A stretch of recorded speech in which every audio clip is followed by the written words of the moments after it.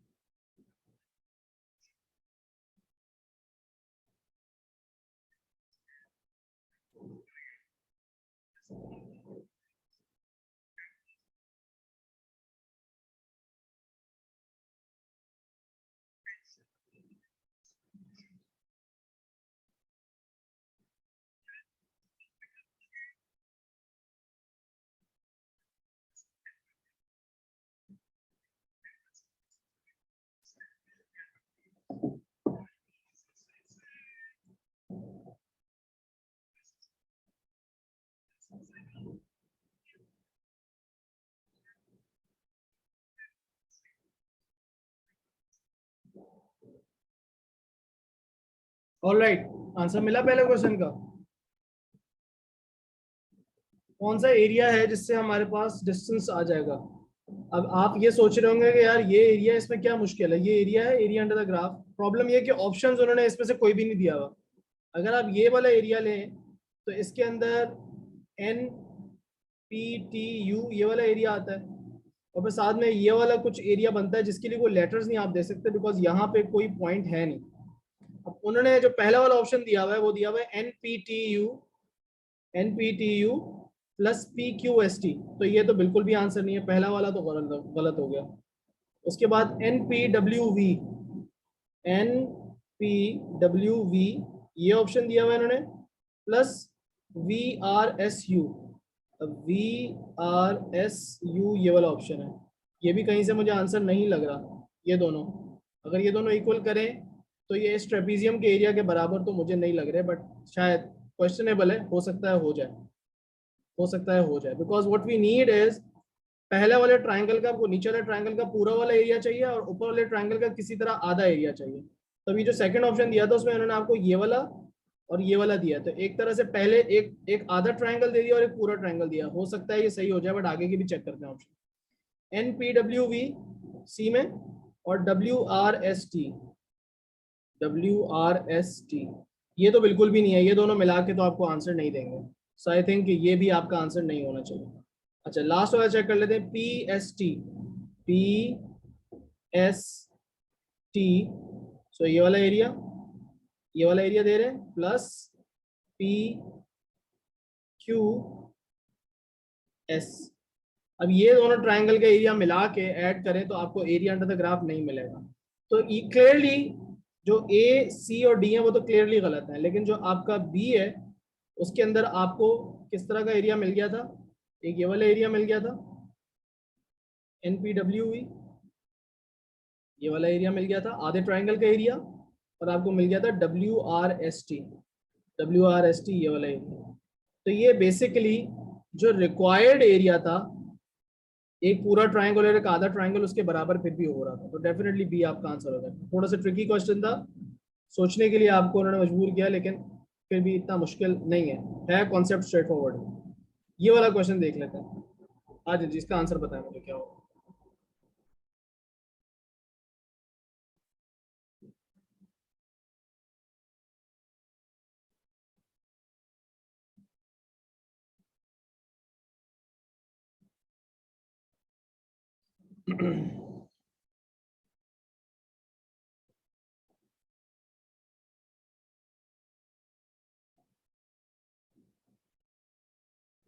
आपको velocity time graph दिखाया हुआ और आपको कह रहे हैं डिस्प्लेसमेंट टाइम ग्राफ इसमें से कौन सा होगा। सो आपने ऊपर वाले ग्राफ का ऊपर वाले ग्राफ से आपने क्या क्वांटिटी देखनी है जिससे आपको नीचे वाले ग्राफ का मिल जाए? या आप ये देखें कि ए बी सी डी का ग्रेडियंट जो है वो कौन से ग्राफ का ग्रेडियंट ऊपर वाले ग्राफ की वेलोसिटी से मैच करता है। नीचे ऑप्शंस में जो ग्राफ बने हुए उनके ग्रेडियंट जो है वो सही होने चाहिए। So by looking at the original graph of velocity time graph, यहां से मुझे देख के ये पता चलता है कि इनिशियली मेरे ग्राफ का जो ग्रेडियंट है वो पॉजिटिव होना चाहिए। फर्स्ट हाफ में पॉजिटिव ग्रेडियंट होना चाहिए।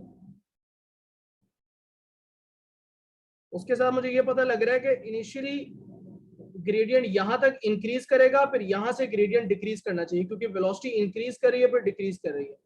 तो पॉजिटिव ग्रेडियंट होना चाहिए, फिर इंक्रीज करना चाहिए ग्रेडियंट को, उसके बाद डिक्रीज करना चाहिए। ये हो गया फर्स्ट हाफ। पहला हाफ का ग्रेडियंट ऐसा होना चाहिए। अब इसमें से देखो कौन कौन से गलत हो गए।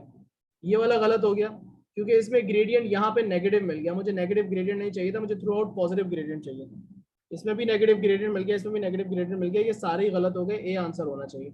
ए के अंदर ये सारी बातें ट्रू हो रही हैं, चेक करो।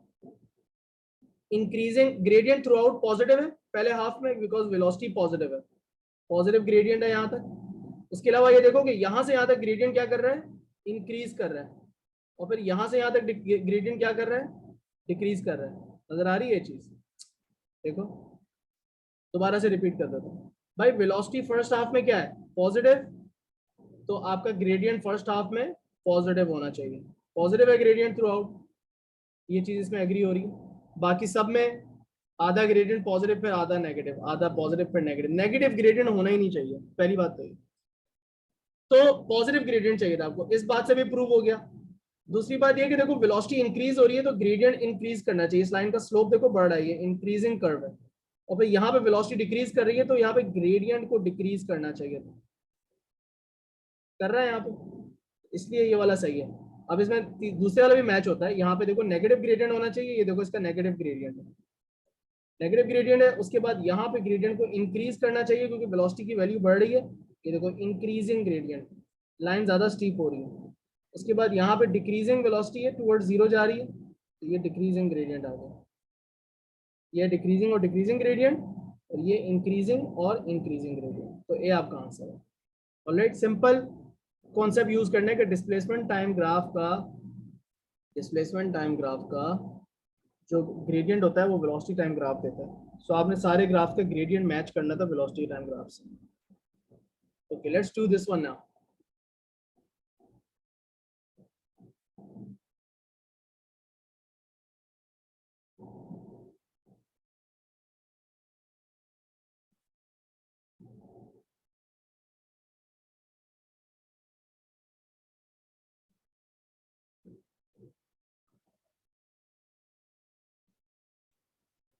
जब बॉल ऊपर जा रही होगी तो क्या होगी, इनिशियली डिसेलरेट करना चाहिए बॉल को, इनिशियली बॉल को डिसेलरेट करना चाहिए, और बाद में नीचे आते हुए बॉल को क्या करना चाहिए, एक्सेलरेट करना चाहिए।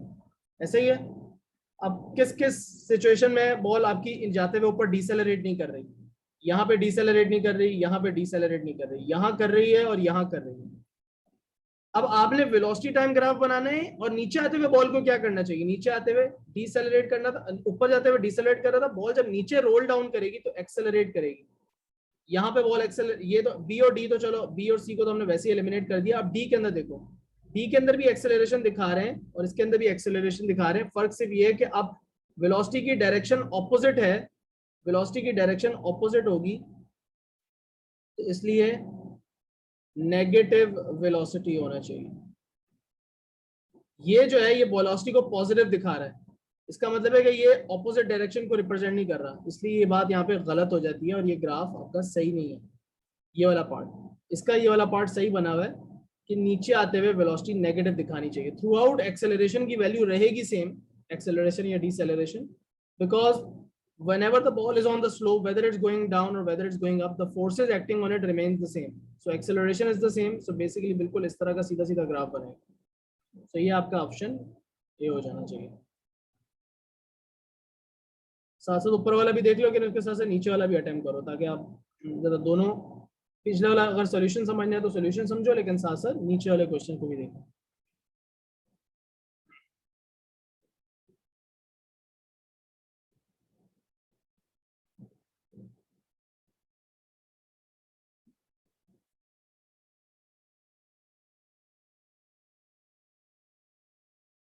कह रहे हैं कौन सा ऑप्शन बिल्कुल गलत है, ना उससे डिस्प्लेसमेंट आती है, ना एक्सेलरेशन आती है, और ना ही वेलोसिटी आती है।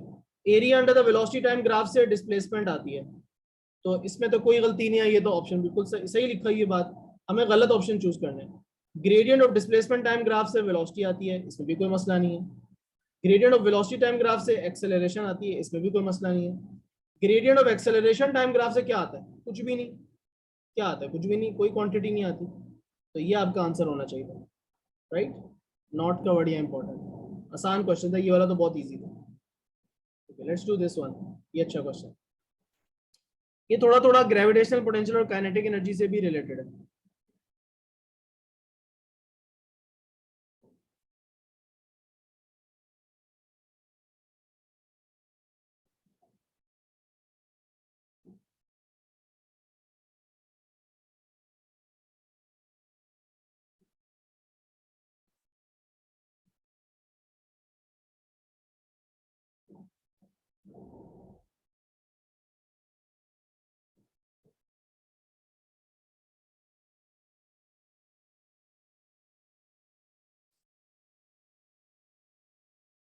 स्पीड वर्सेस टाइम ग्राफ बनाना है।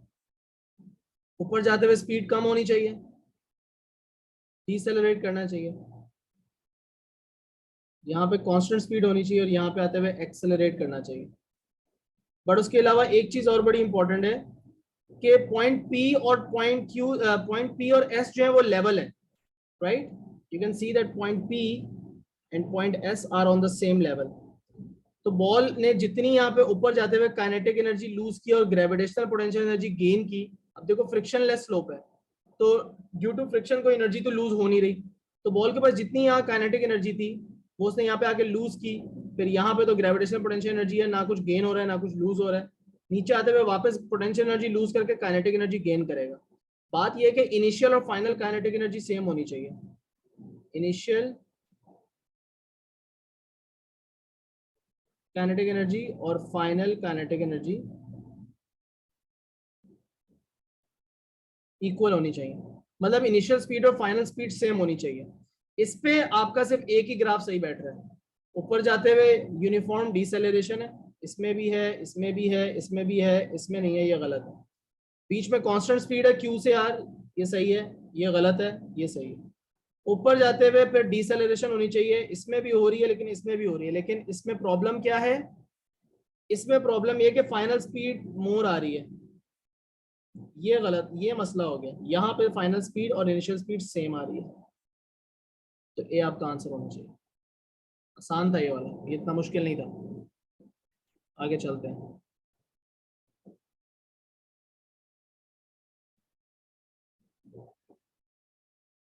डिस्प्लेसमेंट टाइम ग्राफ देख के वेलोसिटी टाइम ग्राफ का स्केच पता लगाना है। Not very hard, pretty easy I guess. जैसे ऊपर वाले ग्राफ के ग्रेडियंट्स देखें और नीचे वाले ग्राफ के आंसर मिल जाएंगे।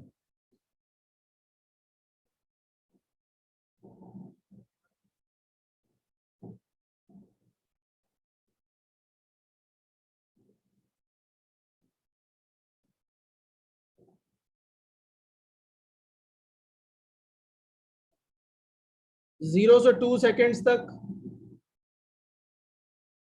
वेलोसिटी होनी चाहिए, 1 मीटर्स पर सेकेंड की। मैं ग्रेडियंट निकाल के बता रहा हूँ। यहाँ से यहाँ तक वेलोसिटी 1 मीटर्स पर सेकेंड की है, और कांस्टेंट वेलोसिटी है, ठीक है। कांस्टेंट वेलोसिटी है बिकॉज कांस्टेंट ग्रेडियंट है। यहाँ से यहाँ तक ग्रेडियंट 0 है, तो 2 से 4 सेकेंड्स तक वेलोसिटी 0 मीटर्स पर सेकेंड होनी चाहिए। उसके बाद 4 से 6 के अंदर नेगेटिव वेलोसिटी होगी, और उसका आपका अगर ग्रेडियंट निकालें -2 माइनस माइनस 2 कितना आ जाएगा? -4 -4/2 की वेलोसिटी आ रही है, ग्रेडियंट आ रहा है -2 का। 4 से 6 सेकंड तक का आप ग्रेडियंट निकालें, अगर वेलोसिटी आ रही है -2 मीटर्स पर सेकेंड। और फिर लास्ट जो आपका सेक्शन ऑफ द ग्राफ है उस पर स्पीड दोबारा 0 है। 6 से 10 सेकेंड्स, v दोबारा से 0 मीटर्स पर सेकेंड। ये सारी चीजें कहाँ पे फॉलो हो रही हैं? यहाँ ये वाला सेक्शन सी का, ये वाला सेक्शन सी है, ये वाला सेक्शन सी, ये वाला सेक्शन सी है, ये आपका आंसर है। Easy, not a hard question at all, बड़ी स्ट्रेट फॉरवर्ड। सिर्फ ग्रेडियंट से वैल्यूज कैलकुलेट किए और यहाँ पे आंसर निकाला। ये वाला ग्राफ आप ऑलरेडी देख चुके हो, you should know what the answer to this question should B.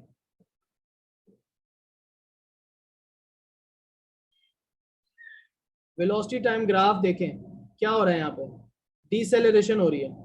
डिसेलेरेशन आपको कहाँ नजर आ रही है? यहाँ तो क्लियरली नजर नहीं आ रही, यहाँ नजर आ रही है, यहाँ भी नजर आ रही है अप टिल दिस पॉइंट, यहाँ पे तो नजर नहीं आ रही। तो बी और डी को तो भूल जाओ। उसके बाद यहाँ पे क्या नजर आ रहा है आपको? एक्सेलरेशन नजर आ रही है। क्या नजर आ रहा है? एक्सेलरेशन भी नजर आ रही है और ऑपोजिट डायरेक्शन में बॉडी मूव कर रही है। आपको ये बात पता होनी चाहिए।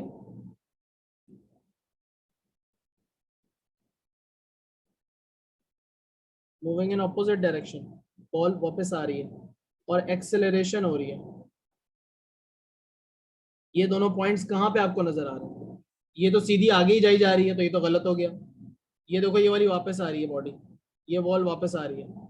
एक तो ये ऊपर से देखो, इसका ग्रेडियंट ज्यादा स्टीप होता जा रहा है, ग्रेडियंट बढ़ रहा है इस लाइन का, राइट? तो ए शुड बी योर आंसर। बाकी क्वेश्चन जो है ना, ज्यादातर मुझे आसान लग रहे हैं, मतलब बहुत सिंपल सिंपल एरिया वाले क्वेश्चन है, not that hard. So we should move toward questions जो कि हमारे हो जाते हैं इक्वेशंस ऑफ मोशन के। इन वाले कुछ क्वेश्चंस को कर लेते हैं, ठीक है? आ जाओ, चलो अटेम्प्ट करते हैं। बाकी के क्वेश्चन मैं सिलेक्टिव करवाऊंगा ताकि मैं पूरा चैप्टर को कवर कर सकूं। अब आप बाकी के जो ग्राफ वाले क्वेश्चन हैं अपलोडेड तो हैं, उनको प्रैक्टिस करना लाजमी। कुछ पूछना हो तो डेफिनेटली पूछना, सेंड मी द क्वेश्चन। एक तो आजकल मैं रिप्लाई नहीं कर पा रहा मुस्तफ़ा, तुम्हारा भी मेरे ख्याल से कल वाला मैसेज पेंडिंग पड़ा हुआ है। खैर, क्वेश्चन 1 जो है वो यहाँ से सॉल्व करें, फिर उसके बाद आगे चलते हैं। इक्वेशंस ऑफ मोशन के क्वेश्चन अच्छे हैं, थोड़े से ट्रिकी हैं।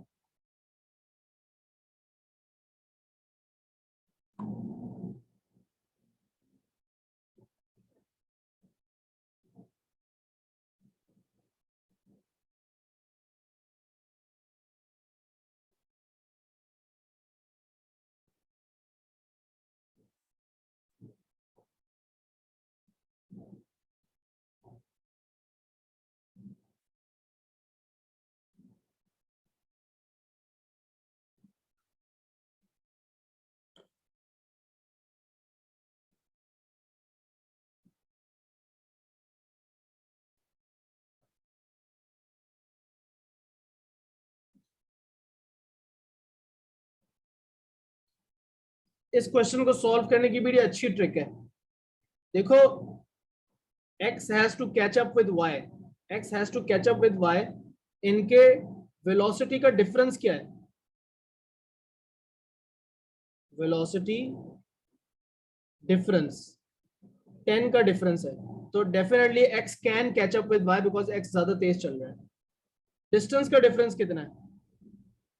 यहाँ पे हम स्पीड लिख देते हैं, और डिस्टेंस का डिफरेंस क्या है जो उसे कैच अप करना है? 50 मीटर्स। अब आपने इक्वेशन पढ़ी हुई है speed is equal to distance upon time, but you can also write this equation as speed का डिफरेंस, मतलब जो डिस्टेंस क्लोज करना है, that should be equal to distance का डिफरेंस, डिस्टेंस का डिफरेंस कितना उन दोनों गाड़ियों के बीच में गैप है अपॉन टाइम। तो यहाँ पे आप आराम से कर सकते हैं। सो टाइम की क्या वैल्यू है जिसपे कैचअप कर लेगी? बड़ा आसान क्वेश्चन है। अब यहाँ पे 50 डालो, यहाँ पे 30 नहीं डालना, सॉरी 10 डालना, दोनों की स्पीड का डिफरेंस, और यहाँ पे time 50 upon 10, T is equal to 5 आएगा, डी आ गया। आसान क्वेश्चन है, कोई equation of motion as such नहीं लगानी पड़ी क्योंकि एक्सेलरेशन तो हो नहीं रही। Okay, question 2 is definitely very interesting, थोड़ा सा मजेदार क्वेश्चन है, इसको डेफिनेटली ट्राई करो। ये अच्छा सवाल है, मुश्किल है थोड़ा सा, इसमें आपको काफ़ी ज़्यादा इक्वेशंस बना के वर्किंग करनी पड़ेगी।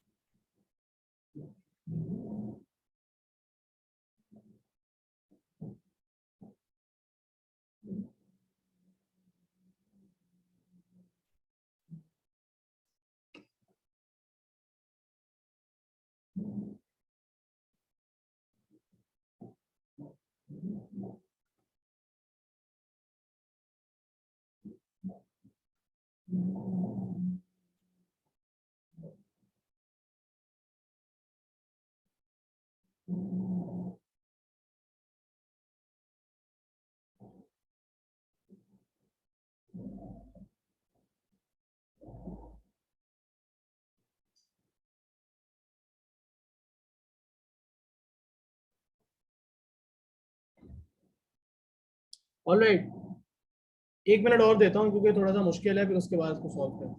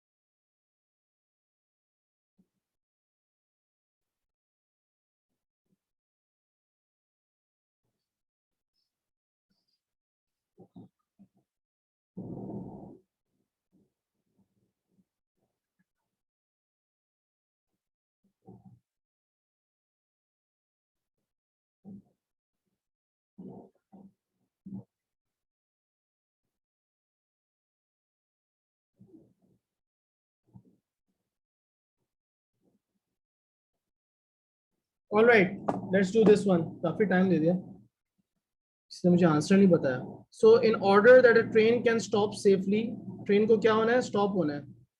It will always pass a signal showing a yellow light before it reaches a signal showing a red light. तो पहले येलो लाइट आती है, उसके बाद रेड लाइट आती है, ठीक है। Drivers apply the brake at yellow light and this results in uniform deceleration to stop exactly at the red light। तो सिंपल सी बात है, येलो लाइट से आपने डिसेलरेट होना स्टार्ट करना है, ठीक है। येलो लाइट से डिसेलरेट होना स्टार्ट करना है और रेड लाइट पे जाके रुक जाना है। Distance between the light is x, distance x है। Speed of the train, if the speed of the train is increase by 20% without changing the deceleration, without changing deceleration, what would be the minimum distance between the lights?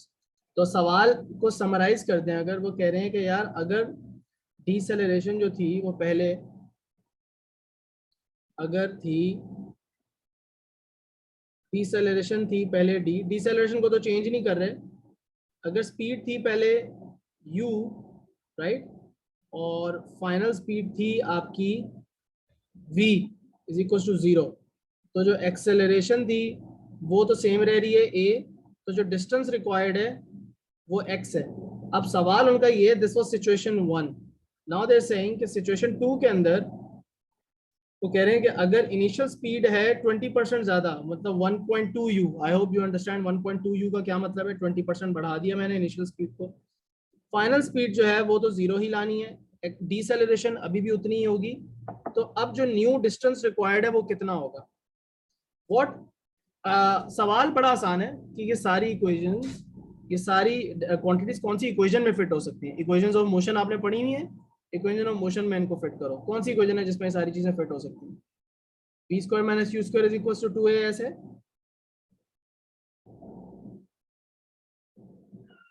Right.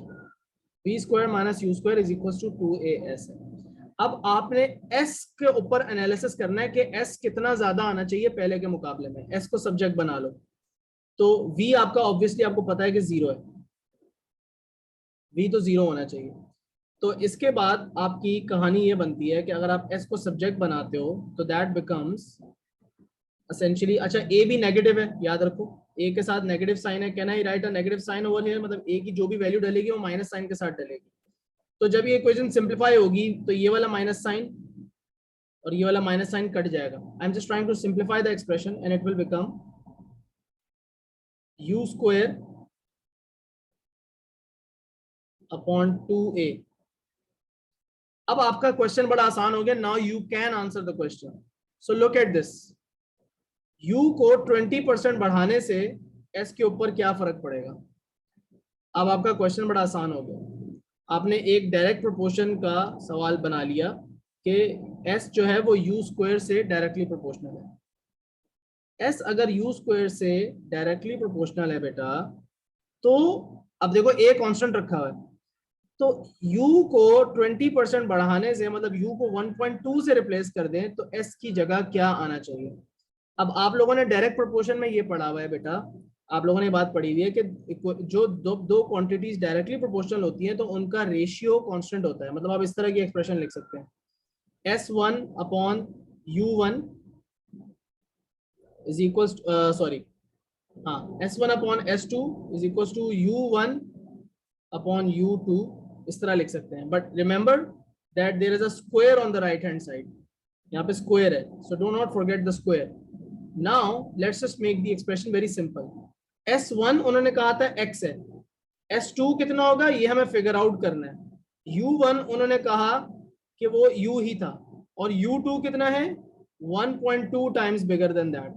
Now when I simplify this, इसमें ये और ये तो cut जाएगा, 1/1 U आ जाएगा, लेकिन 1/1/2 का whole square करो क्या हो जाएगा, 1/1.2 का होल स्क्वायर करो तो क्या हो जाएगा, 1.2 का स्क्वायर किया हमने, और हमारे पास आंसर आ रहा है यहाँ पे आती है expression x is equal to S2 is equal to 1/1.44, 1.44। अब आप देख लें, S2 को सब्जेक्ट बनाना है ना आपने, S2 को सब्जेक्ट बनाऊंगा तो ये क्या बन जाएगा, 1.44x बन जाएगा। पूरी वर्किंग चेक करो, वर्किंग क्या है, वर्किंग सिर्फ इतनी सी है, इक्वेशन चूज की, s और u का रिलेशनशिप आइडेंटिफाई किया यहां से, और उसके बाद डायरेक्ट प्रोपोर्शन था, s was directly proportional to u square. तो इस एक्सप्रेशन के अंदर मैंने अपने s1 की वैल्यू डाली, s2 की वैल्यू फिगर आउट करनी थी, u1 और u2 की पता थी, 1.44 टाइम्स आ गया, मेरे पास आंसर हो गया c। ठीक है, alright. Question number 3, a sprinter runs a 100-meter race. A sprinter has a constant acceleration of 2.5 initially from rest है, मतलब उसकी इनिशियल स्पीड जो है वो आपकी 0 है, 2.5 मीटर पर सेकंड स्क्वायर की एक्सेलरेशन है, और इसकी स्पीड जो है वो 10 है।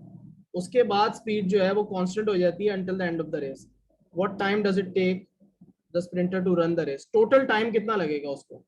100 मीटर की रेस है पूरी, पहले जो रेस का पहला पार्ट है उसका एनालिसिस कर लेते हैं कि रेस का जो फर्स्ट पार्ट है जिसमें वो एक्सेलरेट कर रहा है, उसमें वो कितना डिस्टेंस कवर करता है या उसमें उसको कितना टाइम लगता है। क्या ये वाली इक्वेशन यूज हो सकती है, v is equal to u plus a t, v is equal to u plus a t वाली इक्वेशन यूज हो सकती है।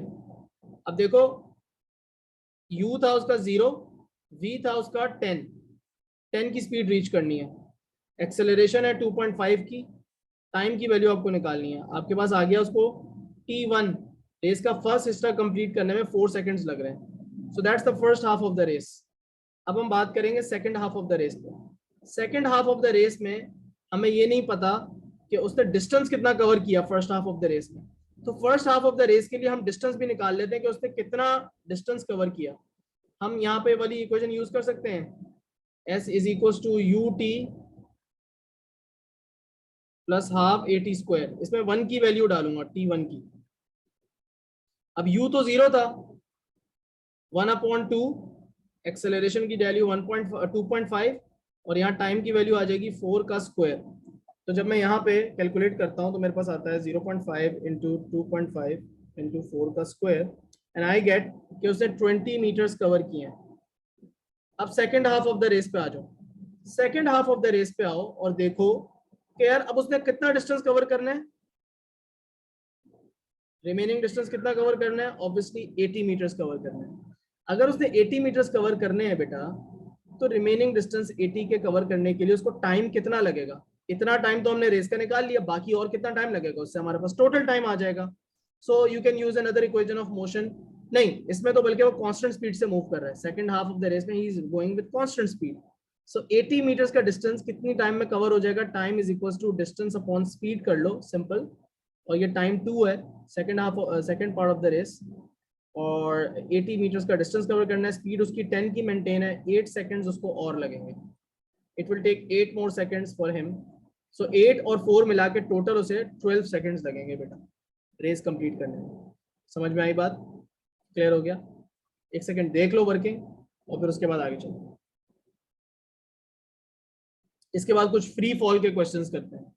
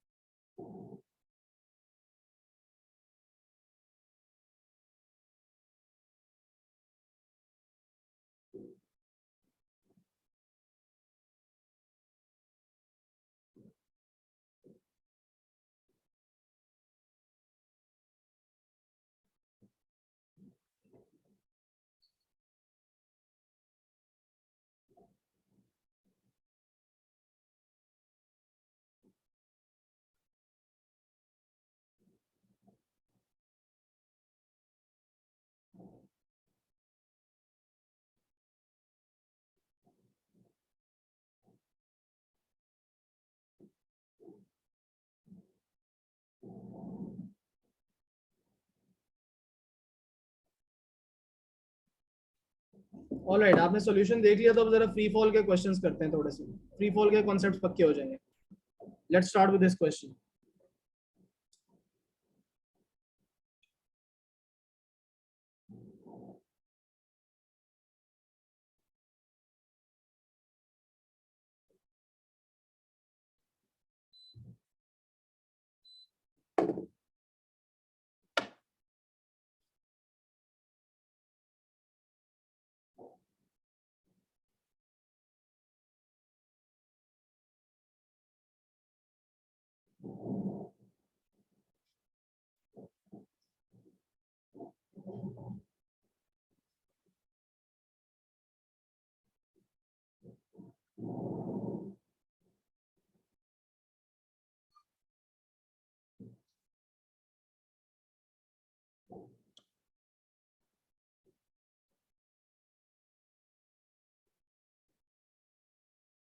Anyone has the answer?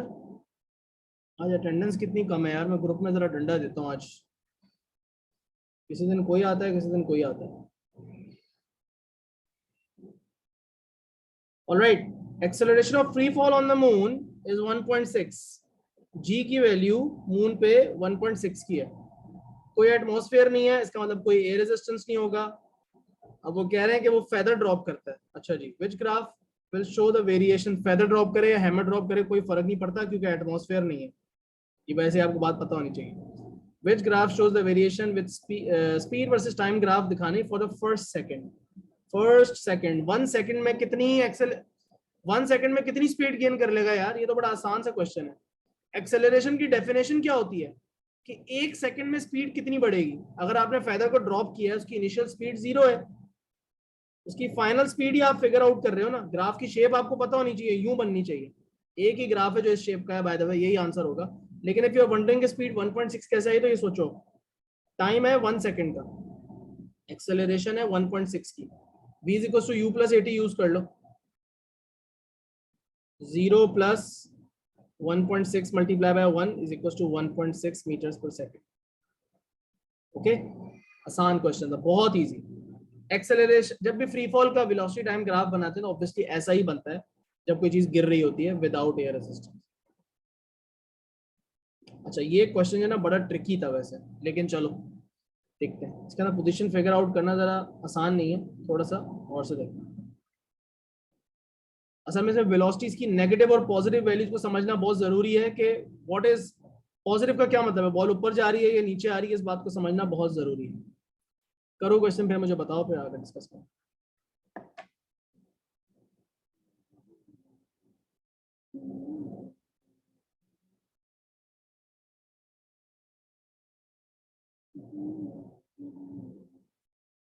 कल हम जब स्टार्ट करेंगे तो प्रोजेक्टाइल मोशन के क्वेश्चंस करेंगे।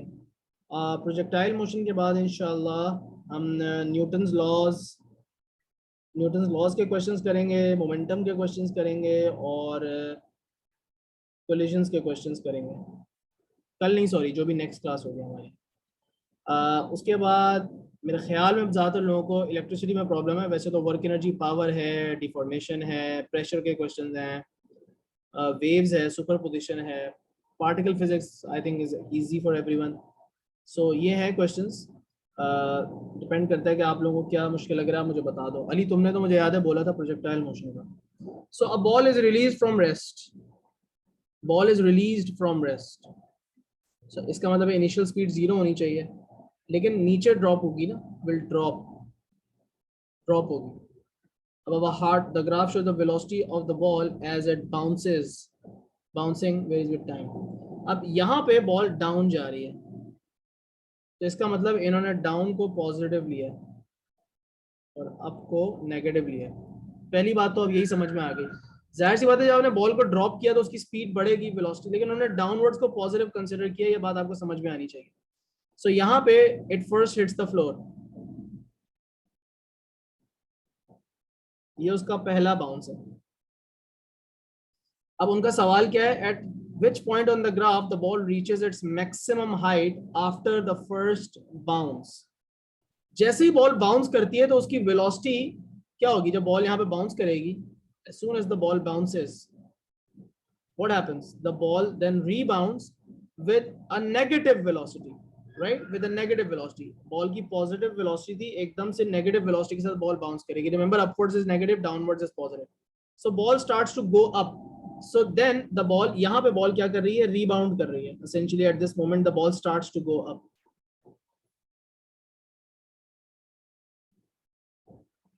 ये पहला बाउंस था उसका। जब बॉल बाउंस करके हाईएस्ट पोजीशन पे पहुंचेगी तो उसकी स्पीड क्या हो जाएगी? 0 हो जाएगी।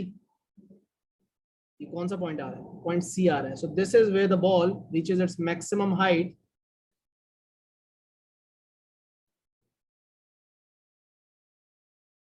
And then what happens? यहाँ पे क्या हो रहा है? यहाँ पे ball bounces again, which is obviously not relevant. Okay, so this was the question. C आपका आंसर।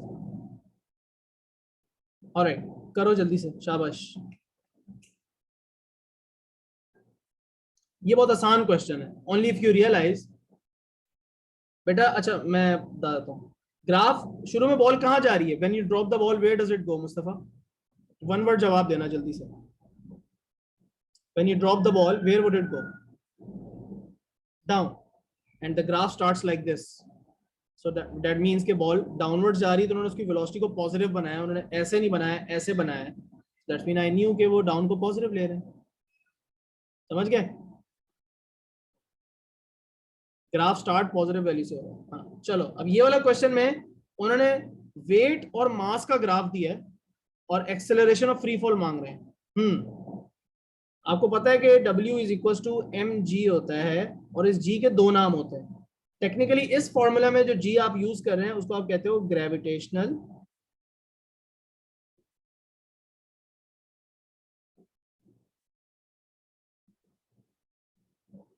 फील्ड स्ट्रेंथ, और इसके यूनिट्स होते हैं न्यूटन पर केजी। बट g का एक और भी नाम है acceleration of free fall. acceleration of free fall happens to be equal to gravitational field strength of any planet, right? अब ये particular planet है, this is not Earth, so आपका आंसर 9.8 नहीं है, okay? It's some other planet, might be 9.8 हो, but आपने छूटते ही 9.8 नहीं select कर लेना. तो आप W और M की वैल्यू उठा के G निकाल सकते हैं ना. जैसे फॉर एग्जांपल आप कहते हैं यार मैं ये वाला पॉइंट पिक कर लेता हूँ, तो यहाँ पे W की वैल्यू क्या है 4, M की वैल्यू क्या है 2.5, एम आई राइट? G आपको निकालना है 4 डिवाइड बाई 2.5, क्या आया 1.6. 1.6 आपका ग्रेविटेशनल फील्ड स्ट्रेंथ है, but it's also the acceleration of free fall, so B is your answer. 4, 5, 6 करके खत्म करते हैं. कल हम प्रोजेक्टाइल मोशन से स्टार्ट करेंगे, ठीक है? यहां से स्टार्ट करेंगे. चलो जल्दी जल्दी तीनों क्वेश्चंस कर लो.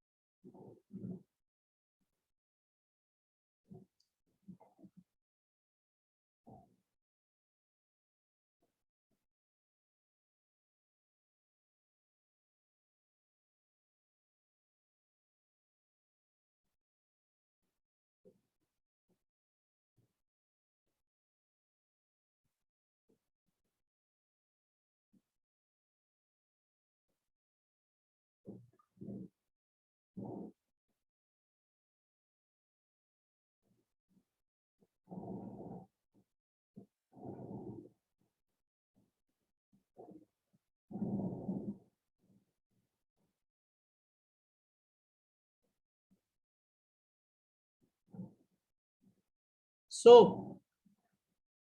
क्या आंसर होना चाहिए? आप फाइनल वेलोसिटी 0 रखें, क्योंकि मैक्सिमम हाइट जो है वो उसने 12 की गेन की, मैक्सिमम हाइट पे जाके फाइनल वेलोसिटी 0 हो जाती है. इनिशियल वेलोसिटी उन्होंने आपको बताई हुई है, और कितनी हाइट गेन की है 12 की, तो आपकी डिस्प्लेसमेंट हो गई 12, और आपने एक्सेलरेशन और यू कैन से डिसेलरेशन उसकी फाइंड आउट करनी है. So what formula works? v square minus u square is equal to 2as. 0 minus 9.4 का square is equal to 2 into a, और यहाँ पे आ जाएगा 12. जल्दी से निकाल लेते हैं भाई, शाबाश. माइनस साइन को आंसर में इग्नोर कर सकते हैं. सो 9.4 का स्क्वायर डिवाइडेड बाय 2 इंटू 12 मतलब 24. सो आंसर आ रहा है जी 3.68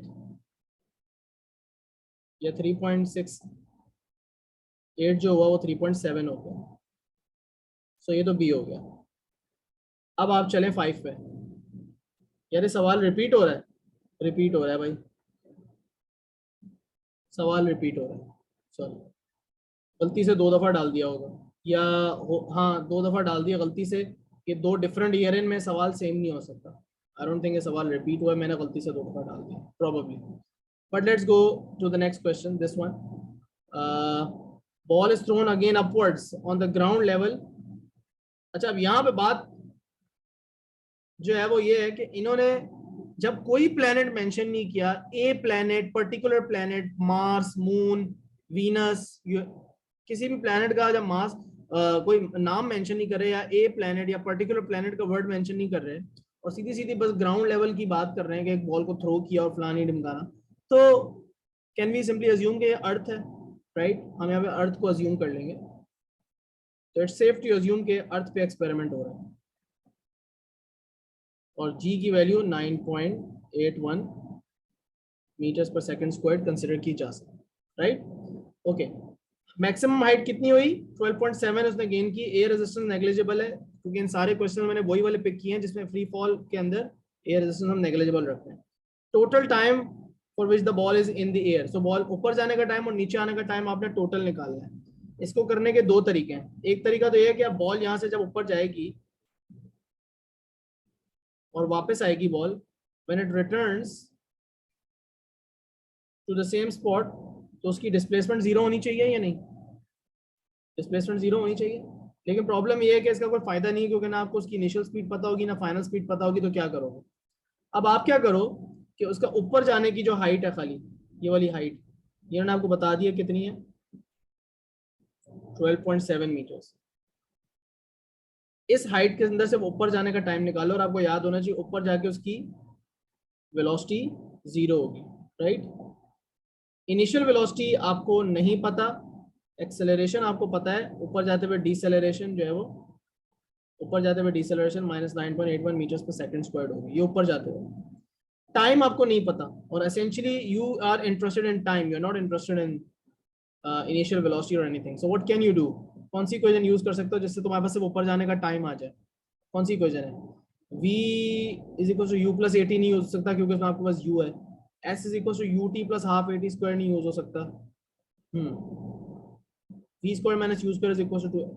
सो इसका एक और भी तरीका है, इसका एक और भी तरीका है। Why don't we use this path, नीचे आने का टाइम।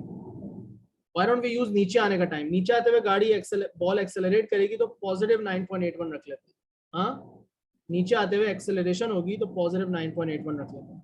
टाइम आपको निकालना है, ये इसको आप इनिशियल स्पीड कंसिडर कर लो, बिकॉज ऊपर से बॉल नीचे ड्रॉप हो रही है तो उसको इनिशियल स्पीड कंसिडर कर लो।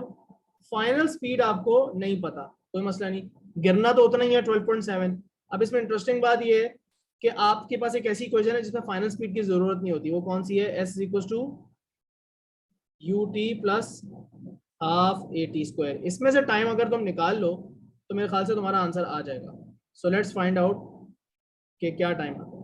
यहाँ पे मैं रखता हूँ 12.7, इनिशियल स्पीड जीरो डाल दी तो ये पहला वाला टर्म पूरा जीरो हो जाएगा, यू टी वाला 1/2 इंटू 9.81 और टाइम टी का स्क्वायर। यहाँ से आपके पास सिर्फ नीचे आने का टाइम आएगा। सो नीचे आने का टाइम क्या आ रहा है इससे? जल्दी जल्दी बता दो यार, अगर कैलकुलेट कर लिया तो। 12.7 इंटू 2 डिवाइडेड बाय 9.8। भाई मेरे पास आ रहा है 2.58 या 2.59। अब इसको डबल कर दो, ऊपर और नीचे आने का टोटल टाइम आ जाएगा। क्या आंसर आ रहा है? 5.18। ये फाइनल आंसर आ रहा है। सो डी आंसर हो गया। ऑलराइट, चलो जी, इंशाल्लाह कल प्रोजेक्टाइल मोशन से स्टार्ट करते हैं और बाकी के क्वेश्चंस जो हैं वो फिर डायनामिक्स की तरफ भी जाएंगे। ठीक है, चलें, अल्लाह हाफिज़।